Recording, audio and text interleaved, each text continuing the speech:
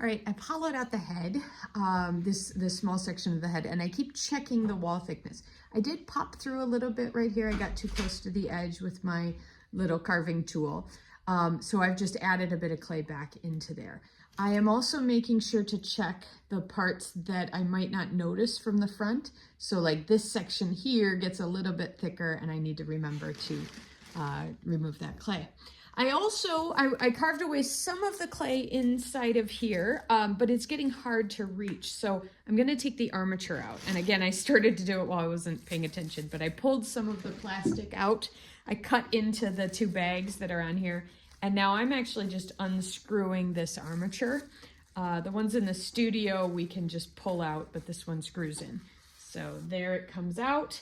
And now the cat is holding itself up. I can pull some, although probably not all of the plastic out.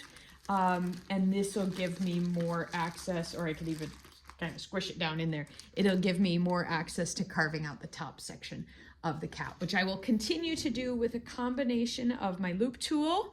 And I've also been using a knife because sometimes around the edge, it's nice to kind of cut down into it as long as I avoid the skinny parts and get a kind of larger section loosened up.